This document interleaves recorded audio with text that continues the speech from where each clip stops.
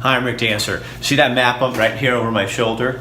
This is where we're going for our new series called Explore Oregon, The Backstory. It airs live on That Oregon Life on the Facebook page and on my page as Rick Dancer. We recently went to Coos Bay and had hundreds of thousands of views, and I'm going to show you 3 of those stories tonight.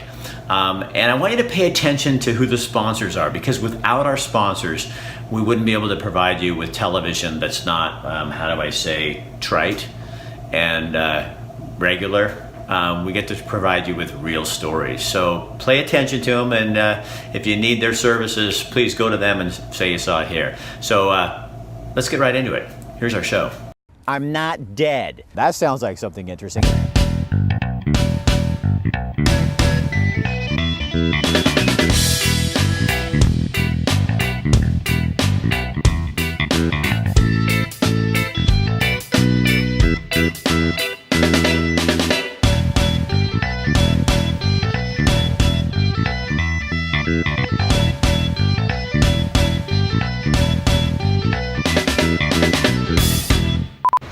Well, good day. We are at Bastion Dorf Beach in Coos Bay, or just outside of Coos Bay. Actually, it's just outside of Charleston. And this is one of the beaches that they will talk about that's a good place to surf. There seems to be some secrecy in the surfing world. Yeah, I'm not sure about that. So joining us, come here, my man, introduce yourself. Hello. And you are? My name is Carmen Matthews, and I'm a local surfer here. So more than a local surfer, you and your wife have actually worked to get surfing recognized down here. Well, more being advocates for people who use the ocean. So my wife and I helped to start the Surfrider Foundation local chapter here, and that's part of a larger international organization that is just here to help protect beaches, oceans, and waves, and make sure that everybody has access to the beach, and we have a unified voice to make sure that everything works well for us all and everything's safe and healthy and clean. So what is it about surfing you like so much, man? Oh, I think it's the freedom. You know, every time I go into the water, I feel like I'm being baptized by nature. It's one of these things where you just, everything washes away and you just focus on your environment, and it's good exercise, and you know, you get those endorphins going, and it's just, it's the best feeling in the world. It's like you're flying. And so you're gonna show us what you do, huh? Yeah. All right, let's see what you do. All right, cool. Let's get it rolling. This is your baby. Yeah, this is my baby. This is a local guy made this. His name's Jason Tilley. He does an amazing job. He does these wood veneer surfboards. That's so cool. He's actually a local cabinet maker, but he also shapes boards. He's a surfer as well down in Port Orford. And I won this at a Surfrider Foundation fundraiser. We had an auction, live auction. This was up for bid, and I just couldn't let it go. So I got really lucky. This is a beautiful, beautiful board. Yeah, you know, if you can get people, especially young people, in the water or interacting with the environment, you're building the next leaders of protecting the environment in general. So we really try to focus on youth groups and youth surf camps, and just, you know, getting everybody out and enjoying what natural resources we have here. And it's been an amazing thing so far, and really good turnout. And we've done a lot of beach cleanups around here, and we've basically assigned Bassendorf as our beach that we take care of, and it's really turned out to be a great. So how did you get into it? Like, well, my dad's been a surfer for a long time, so it's a family affair, and he's been a shaper forever. He was a long-time Oregon surfer, and still is. And you know, living here, you gotta use what resources we have locally, and this is one of the best resources I think we have. And it's been an amazing thing for me. I've been surfing for about 20 years at this point, and I can't imagine living away from the ocean at this point. so how big is this beach? I mean, is it really, how long? It's about a mile long, and you know, there's a ton of coastline. People have, you know, there's all different areas that you can kind of sneak in, little coves and such. And it's a sand bottom beach break, so it changes all year round, and every year it's totally different. So we're always coming out here to just see what's happening and seeing how the waves are changing. It's what keeps the magic alive. Is this a growing sport in Coos County? It is, yeah. It's still pretty mellow here. You know, it's not crazy, but I think you know the weather has something to do with that. But we have a good local surf population, and you know everybody's trying to be respectful of each other, and so that's why we do have a little bit of secrecy here and there. But you know, so yeah, you don't talk about the best beaches, do you? Not necessarily. We don't want to, you know, give away any secrets. You have to come here and put your time in to learn those kinds of things. How many surfers yeah, like you said, about 50, they can handle about 50 out here? Oh, it can handle probably more than that because it's such a long stretch of beach. However, you know, there's probably not 50 surfers in Coos Bay. So. Yet. It's just getting discovered. And the nice thing about this too is just behind us over here is Bastion Dorf Park. There's camping, there's trailers can come here. There's another campsite down on the other end. So it's really close for people that you got a place to stay right here where you're doing it. Yeah, absolutely. And actually the RV park down here has like little tent sites and glamping cabins, and it's pretty cool. It's a neat spot. I think I saw a yurt or two too. Yeah, absolutely. Yeah.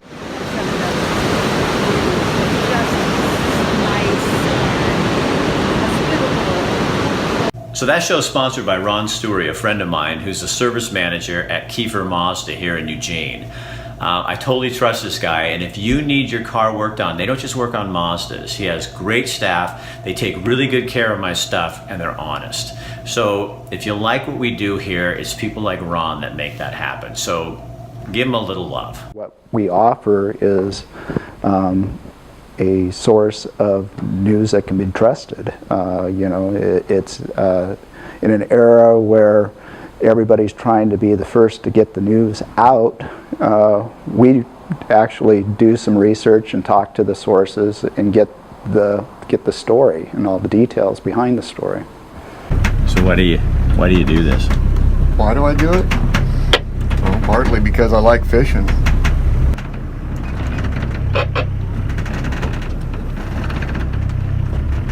And I guess the other reason would be you get to meet a lot of people and you get to meet them at their best. Fish on! Fish on! And no, he's there, still real. They're just out to have a good time. There's no worries. Oh, I think I see him. Yeah, that's round two. Now that's a different one. Oh no, the first one was black. This is a blue. Oh, did we both catch him? No, you know, you're just the fish just wrapped up in his line. So it's no big deal. So what's it about the ocean? What does it show people? Oh, shows them a lot of things. Shows them serenity, shows them power. Woo!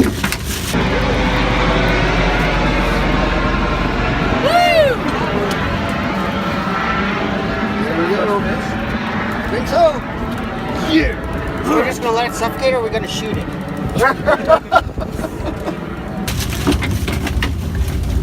Well, the ultimate getaway. I mean, look at the traffic. I think I'm just gonna go biased, but I think that's specific. Dinner tonight. This is great. I love it. I see why you came here. That's right. These kids are just using them for your meal ticket. That's right. That's exactly right. How long have you been doing this? Oh, lost count, 16, 18 years, something like that. Been captain for the last 8 years.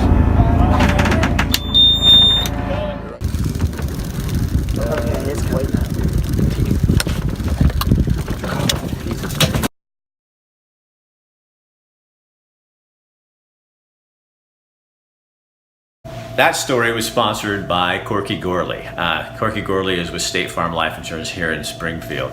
And I've known Corky for 100 years, it seems. And if you want somebody who's straightforward and honest and has a great reputation in town, you know, be sure and go talk to Corky. Also, tell him you saw it on here.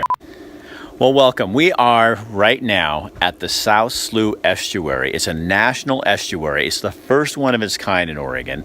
And you guys, when I was back at KCBY back in 1987, shortly before I moved to Eugene, the last story I did was a half-hour special on the estuary that they were planning to make here. And so now it's actually here. So it's, you know what, 30 years later, and the estuary is here. It's a beautiful building.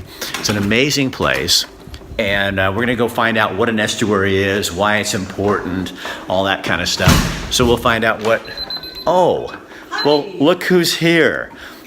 Hi, Rick. How you doing? I already was at Bayside Coffee this morning getting a latte, which was absolutely delicious. And now you guys... Do I need a restraining order? No, it's okay. So how long have you guys... Moving here closer like this. So how long have you guys been brewing? You have a brewery, a little... coffee brewery, right. roaster. We roast. Right here in Charleston. Yes. And how long have you had that? 3 years. Really? On Friday. It's our anniversary. So where did you come from before that? I started roasting coffee in March of 2015 in Myrtle Point. I have a roaster at a coffee shop there, and she allowed me to roast for free. And that's where we started doing our roasting, March of 2015. And now you are here in Charleston, and which is, I mean, I'm a coffee snob and a beer snob. Do you need more coffee? Yeah, I kind of do. And I made sure Janice is getting us to Seven Devils as well, the brewery. So we're going to be doing all of my habits for me today. And you guys came all the way up here to bring me a cup of coffee. Sure. We sure did. Oh my gosh, these people on the Oregon coast, you guys just, the Oregon's Bay Area, huh? You know what the bubbles mean? What do bubbles mean? It's fresh. Does that really? Yeah, it's fresh roasted, 2 pounds at a time in my shop. Oh my gosh, that's so good. All right, well, I have to go do my job. So you guys, this is the interior and of the center that you can look at. And we're gonna go out and talk. Kathy's out talking to the actual folks who work here, and we're gonna find out more about the slough. But this is about 4 miles up Seven Devils Road from Charleston, so it's not far away. And they do all kinds of educational classes. There's trails you can go on. There's hiking around the slough and all kinds of different things you can do. And that is the slough right out there that we're talking about. And we're gonna get down closer to that in just a second. But first, Kathy's out here with the experts. South Slough is the first of the National Estuarine Research Reserves, and now there are 29 of them scattered around the country in coastal states. So why is this a slough, what we used to consider just like almost like a swamp? Now we understand how important and vital this is. Back in the early 1970s, there was a lot of damming and dredging and filling of estuarine areas going on. People did think of them as places just that were messy, get them out of the way. But a few far-sighted people started asking, what were these for? And maybe we should preserve a few until we knew what they were for. And that was the instigus for creating the Estuary Sanctuary Program. So what are they for? What is this National Reserve area for?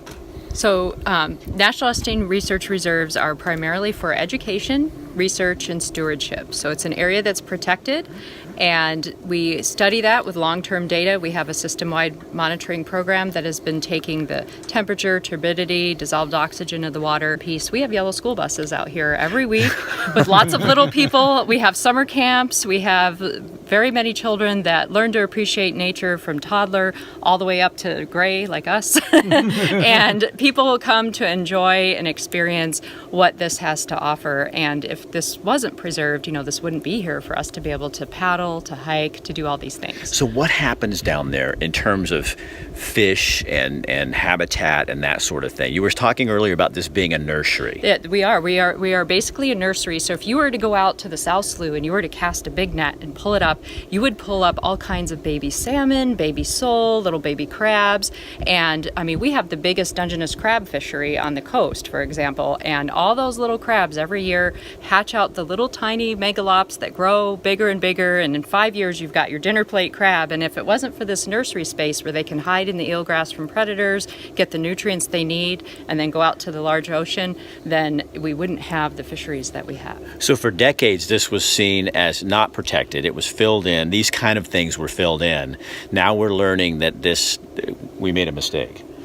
I guess you could say it that way, or we're learning as we go. And I think that in current times, I think more and more the environmental people and people who are building are working together to try to figure out what is the best way, because, where do most people want to live? They want to live by the coast. 80% of estuaries have been filled or lost to development, and we're realizing that those last 20% need to be protected, not just for study, but just for preservation for our species of animals and for people. Well, now we see them as beautiful, where before they were something. It's just a slough, a muddy mess. And now we understand what what we've got out there. Yes. So, what do you guys love about doing this? Well, what I love about doing this is sharing information with people about things that just make my eyes go wow. One of the things that our scientists have been learning lately is that these estuaries, especially the salt marshes in them, are phenomenal at absorbing carbon dioxide and packing it away, sequestering it down underneath the water and the mud, where it does not contribute to global warming. That's just one of the small services that estuaries provide. Credibility is huge. I mean, you put the facts together and you tell the story, the complete picture, then that builds your credibility. Trust is key, because if they don't trust what it is that you're doing every single week, then they're not going to subscribe to the paper, they're not going to buy the paper, they're going to look for other sources to find the news that they want.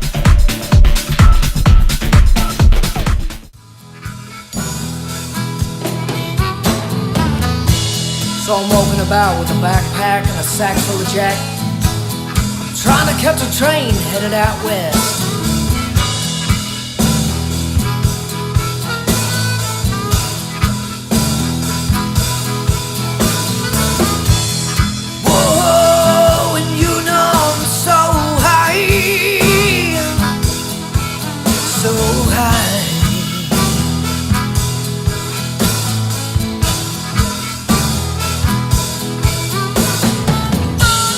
Looking for a man who promises sweet deals and cheap thrills.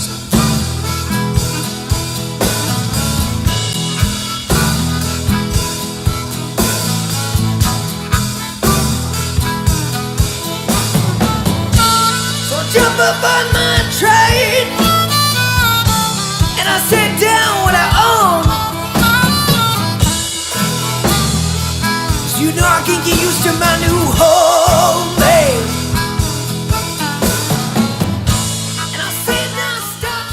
Every month, Ranchito Grill teams up with Rick Dancer TV to give away 2 free dinners to some lucky winner. All you got to do is go into Ranchito Grill, have dinner, fill out your name, your phone number. We'll draw once a month and call you and let you know right here on the show if you are the winner. What I will tell you, about our food is that we prepare everything from scratch. So we make sure we hire people that have the passion for making food. That's one of the ingredients. The other one, we make sure that our recipes, they use the ingredients that we tell them to use. And before we put it to the market, we make sure we test, try it. What I love about this business is the people. I'm a people person, so I love to interact with people. Well, good day. I'm Rick Dancer. And I'm Kathy Dancer. At Shore Acres, which if you've never been here, it's a place you really need to visit. Beautiful gardens. But there's history about this place and the little area behind us that is absolutely amazing. And we found an expert. So this is I'm Dick Wagner from North Bend, and my wife and I have written a book that details everything you need to know about Louis Simpson and his first wife, Cassandra Cassie, and Shore Acres. So Louis Simpson was one of the founders of North Bend. He was the founder of the city of North Bend. And out here at Shore Acres was their mansion. So-called. It was really a large home. Mansion's stretching probably the word. How many square feet? I'd have to look that one up. It had numerous rooms, though. It was first built 1907 and opened in 08. And oral history has it that Louis gave it as a wedding gift. As a Christmas gift to Cassie, his wife, because she had abandoned so much up in Hoquiam for Louis. including her first marriage to the wealthiest man in Hoquiam and her daughter, who stayed with her first husband in Hoquiam. So Louis felt he owed something to Cassie, and Shore Acres was one of the things he could give to her, which he did. How much land? I mean, if you count everything out here. There were several hundred acres out here, and at its maximum, was multi-hundreds. Over time, Louis gave some of it to the state. In the end, a trust company which owned Louis's mortgages sold the remainder to the state in 1942-43 for about $30,000. So tell them about the fires that you were telling us about. Oh, okay. Well, the first home was built in 1908, and Louis and Cassie moved from North Bend permanently here in 15, and in 1915 they built an extension, including a swimming pool, to their first home. And Cassie died in 1921, probably of rheumatic heart failure. They didn't have that diagnosis then, but the conditions that are described of how she was suggest that. So in addition to that sorrow of 1921 when she died, April, there was the burning of Shore Acres July 4th or 3rd and 4th of 1921. Probably fireworks that were set near, stored in the kitchen and somehow caught fire. And the entire structure burnt. Everything, even boiled all the water out of the swimming pool. There was absolutely nothing left. Thankfully, no one but a dog died in the actual fire that night. The guests who were here got out safely. But that was a horrible time for Louis Simpson, was the loss of his wife and Shore Acres, and all the personal memorabilia, their pictures, their books, their memories that were here were gone. You mentioned that the next house, something with the pool on the house was built on? Oh, yes. Well, Louis remarried in 1922. And for a while, he and his second wife lived in the gardener's cottage, which is up by the botanical gardens here. When you travel that way, you'll probably have a picture of it. But by the late 20s, Louis was feeling flush again, and on the site of the first house here. So you guys, if you look out here, there, right around there, that's the old circular driveway that went all the way around here. And then the house, the big house, was right here on the edge. From here on the other side, over this direction, where we'll take you in a second, that's where the gardens are. And we'll take you over there. That's where these are amazing gardens that they have here. And the observation building, which is here, is roughly on the site of both the first and second houses. Using the old swimming pool as the basement, they built a second home, which was complete roughly 1928.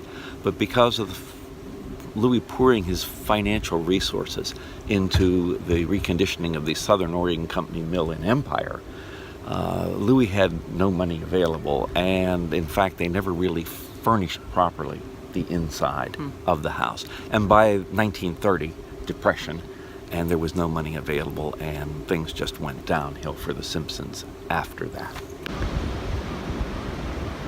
And there are all kinds of trails and places to walk, and this goes on down the coast here. There's another road that goes on down to Cape Arago.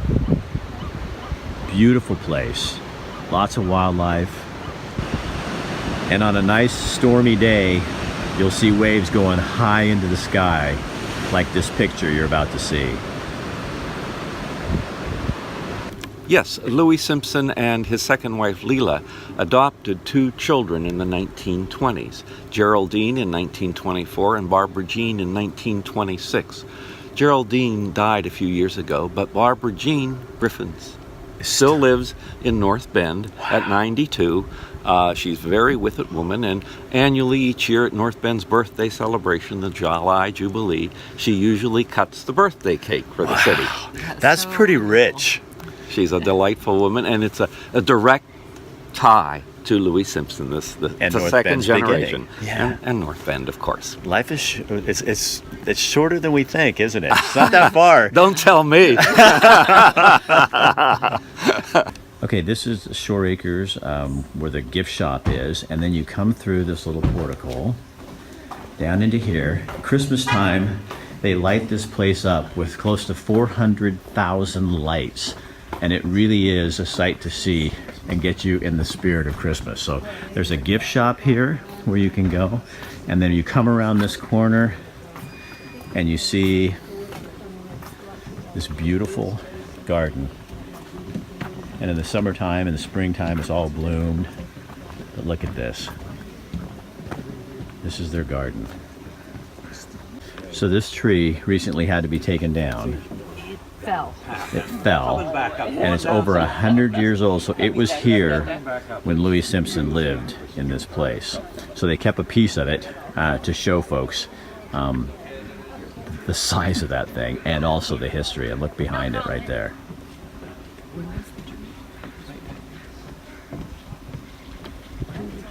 So what is so intriguing about Louis Simpson for you? For me, it's the fact that as a young man, he was quite the wastrel. When he was up in Hoquiam, he was a drunkard, he was a layabout, he was allegedly employed by his father, one of his father's mills up there, but if he spent an hour a day in the office there, he got credit for a full day. Instead, in his time of dissipation, he drank, he chased women, he wrote poetry, he wrote short stories. The State, a Washington literary magazine, published some of his short stories. He was on stage, he was in theater, he sang, he was in minstrels. I mean, he was quite the remarkable young man, but he hadn't found himself yet. Right. Cassie was the key to him finding himself. And after that, then he took hold. And here in North Bend, became the businessman that he became, the lumber baron, purchased real estate, and was very successful in merchandising North Bend and selling plots and creating wealth for himself, different from his family wealth. So does it show you that sometimes you just have to grow up and you really can do something with your life? I think that's a fair statement, Rick. Yes. Yes. And history repeats itself, so there's hope for all of us. Well, for you and I at our age, it may be a little late. Thanks for putting me in the pot with you. That story was sponsored by Dave Kammerer of Summit Funding. If you need funding for a home, a purchase, you're looking at a purchase or commercial properties, there is nobody better than Dave Kammerer. He's at Summit Funding. He can find solutions when other funding sources can't find money for people. Dave can. He works super hard, and he wants to be your lender for life.